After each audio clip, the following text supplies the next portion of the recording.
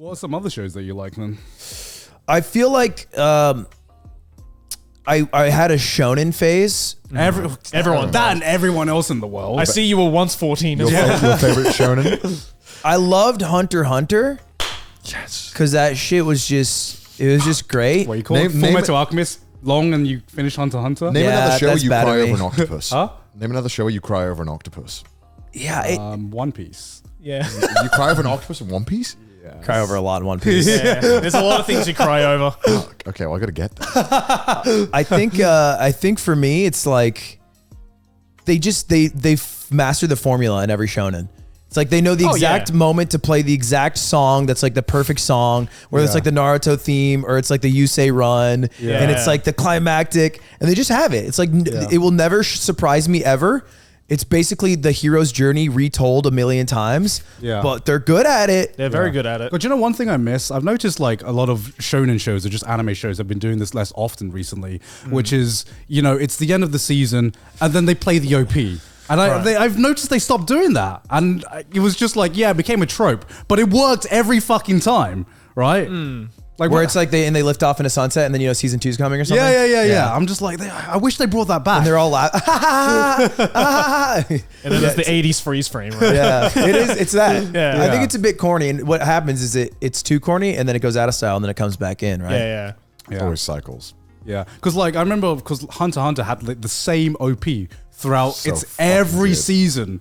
That gets me hyped up every time. It got you so hyped now. And now every different season has a different opening. I'm like, come on, bring back Hunter x Hunter, man. That note only needed one opening. Departure. Isn't it crazy? Because like Attack on Titan has like 10 openings. Yeah. That's fucking They're too good. much. Rumbling is awesome.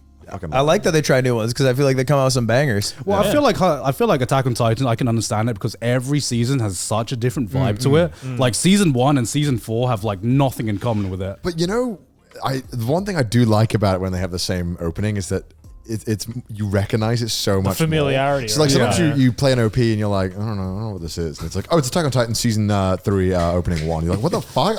I had no fucking idea. I like listened to this. I have that problem watching Gintama because there's like literally 20 openings in Gintama. I'm Yeah. like, they're all bangers, but it's like, you know, you want that one where you just like, oh yeah, I remember that. But imagine Naruto only had one. They have the best intros. There's so many I guess so, yeah. goated intros. That's true. It's true, but like, how many do you remember out of like the millions that they've had? I only remember Haruka Kanata, the second one, which is like arguably the best one. I think I remember Bluebird like one? 3. Oh, Bluebird is good. Did as well. you ever watch Bakemonogatari? The Monogatari series? No. You'd love that show. Would he? I don't know. I if think he so. would. He'd be like, He what the- he what likes the- NHK. No, he Yeah. would not. He'd get to the toothbrush scene. He'd be like, what the fuck is this? That's like Some out of pocket shit. Yeah. What happens? Tell me what happens. it's some horny shit. Tell me what happens. Why are you both He'll like it. Yeah, he'll like it. He'll like it. He'll like Connor, it. say it in your voice though. Slowly.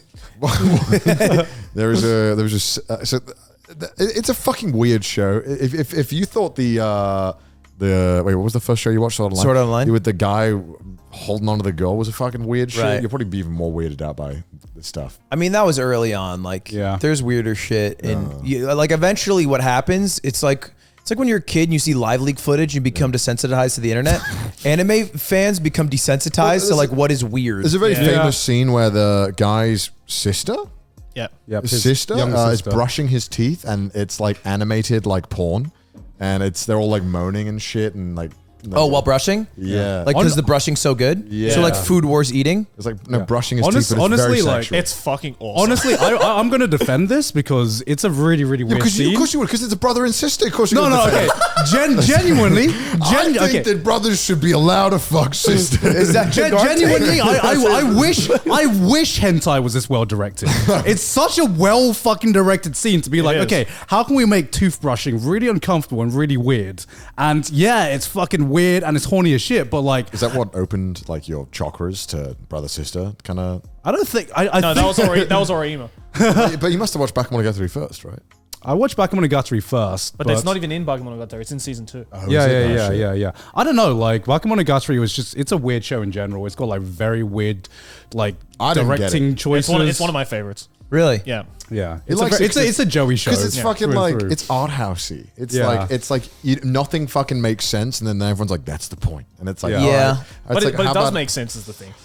Do you think End of Evangelion's like that? That's like way too mainstream now, I think. I don't know. But it also doesn't make that much fucking sense. No. I think Evangelion is kind of mid. I think it's kind of way overhyped, and it was just like it just happened to be there at the right time, so it kind of caught massive popularity because of that. Yeah, I rank it high so people think I'm cool. And it was doing something. It was doing something unique. Yeah. No, fuck But you. it's I'm not even entertaining that comment. It's true. I do that. Yeah, I was like, yeah, I love that show. It was great. But when I think back on it, I was like, I don't feel like I understood half of it. Like, did you watch Evangelion? Were you like, this is insane? I was just kind of like, okay. I mean, I don't know if it's because I've watched shows that have come out after, but maybe if I was there at the time, I could see why it would blow the fuck up and be such a big deal. But now it doesn't feel that special. Yeah, I mean, Ava for me, like Ava's like one of my favorite shows of all time. I fucking hated it the first time I watched it. Like I legitimately thought it was like the most overrated piece of shit I'd ever seen in my life, and it was just, I don't know. It is a pretentious show. It's a fucking pretentious show because I only liked it because I was fucking depressed one time. I watched it and I'm like, fucking hell, there's someone who gets me, because that's just Ava. He's just like me for real. Yeah. That's just like the whole struggling with relationships and growing up and struggling being a teen. I just like, because I watched Bokurano before it. I thought Bokurano handled it like way better. Yeah, but I'm sure Bokurano took notes from Evangelion. Yeah, no, it did. But because the mech fighting in Bokurano was dog shit. Some guy, they're in a cave when there's like 10 of them on a school trip, is like, hey, you want to play a game? And then the kid's like, well, fuck yeah, I want to play a game. Like, and so he's like, oh, well, go on this thing. And then he teleports them to a mech.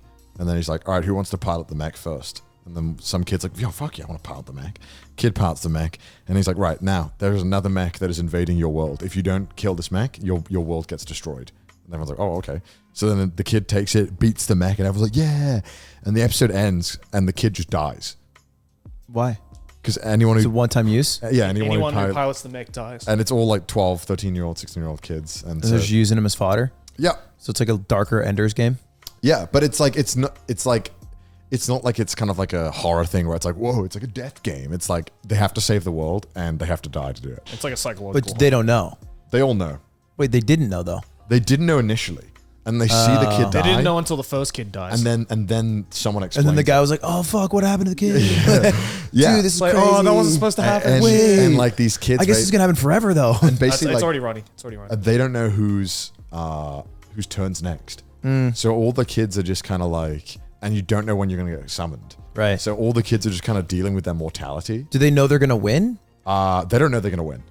Like that would be the more stressful Yeah, part. if they die, if they lose. I feel like this was pretty irresponsible on It's the part of extremely the adult. irresponsible. Of course it is. But it's an amazing Like show. you should train the kids a little more. And some of the kids deal with like this whole mortality and having to pilot this mech, and it's so nuanced, it's so good. Also, and, the opening is sick. oh, you're fucked. Yeah. Such a good opening. And like I just felt like it offered so much more in that like kind of dealing with it, and in my mind I felt like it did it better than Evangelion. I don't No, know. because like I think it's entirely different from what I felt from Ava, right? Really? Because Ava, like, I look at Bokurano, I'm like, this is a really, really good exploration into like characters and how they deal with mortality and all that shit. Yeah. But then like you look at the last 2 episodes of Ava and it's just like, it's just a fucking person laying themselves bare. They don't even give a shit if they're making sense, because it's making no fucking sense at all. Yeah.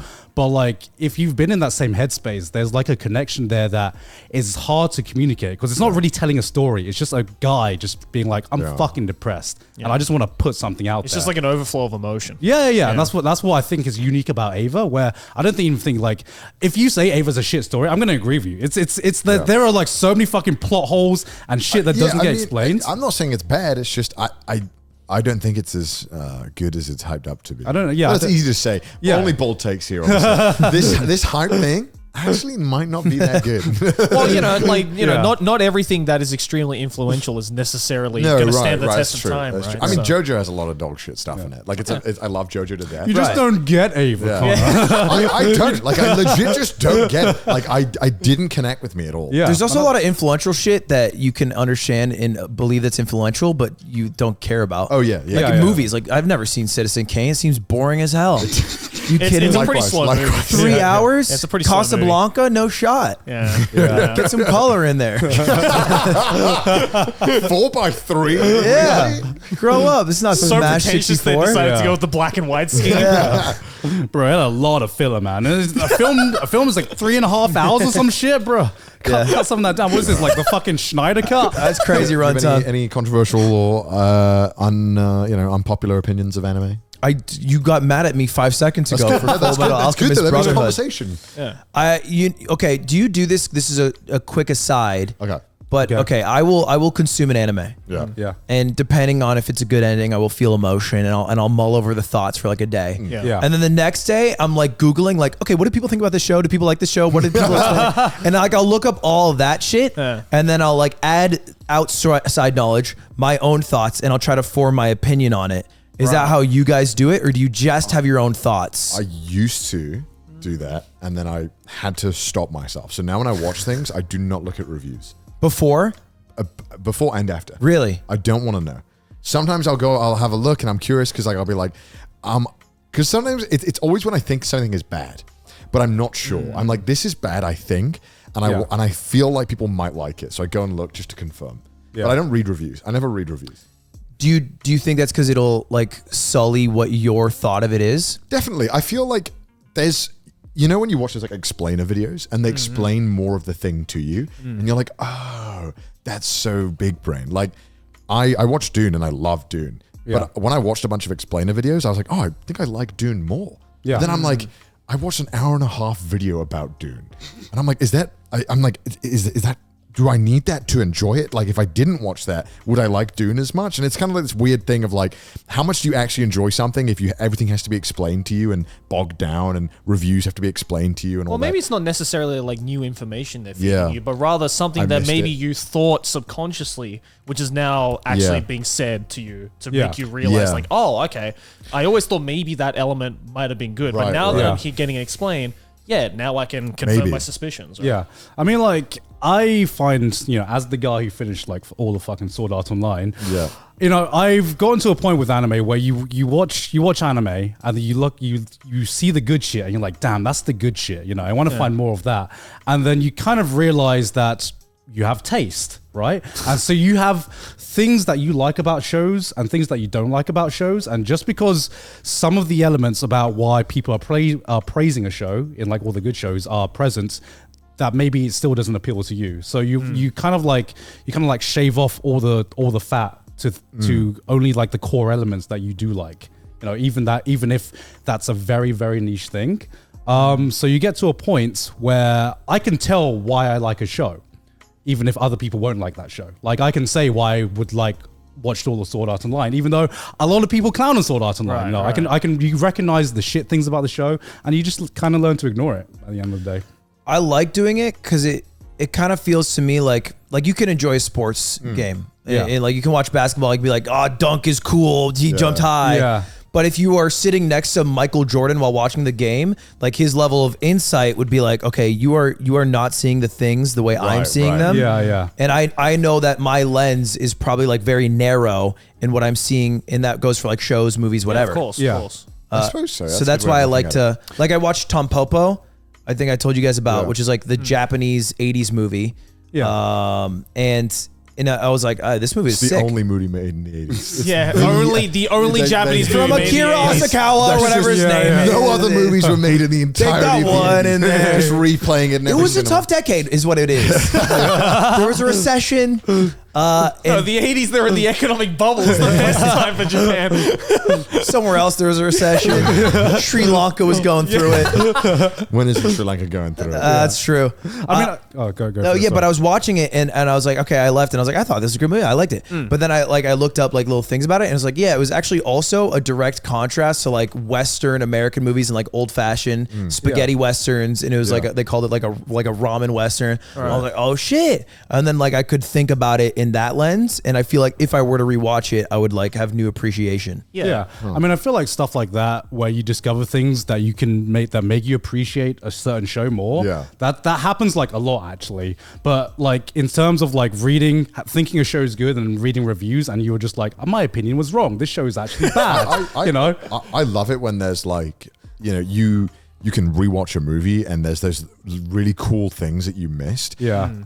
But I still think and fully believe that a movie or a TV show on your first watch should still have everything for you that you can enjoy. Yeah. If it doesn't do that and it requires someone to sit you down and be like, no, because let me explain this to you. Let me explain. And I'm like, then it's failed. Yeah. Like, but if I can go back and do it a second time and watch it and I can appreciate all that, amazing. Yeah. Like the only time it ever really happens to me where I change my opinion instantly is only like when I'm fucking watching like MasterChef or something, where they bring out a dish. I'm like, that dish looks delicious. And then Gordon says, it's disgusting. It's I'm fucking like, raw. I'm like, I knew it was disgusting from the start. It looked horrible, Go off, King. I'm with you, Gordo. You're so right, Daddy. Damn, no cap facts. When they bring out too much food, and I'm like, fuck yeah, that's so much bang for your buck. And he's like, why is there so much food? It's disgusting. And I'm like, oh god, yeah. It's like, think about the children. Dude, that's fucking, what a waste of food. What a waste of food, dude. Fucked up.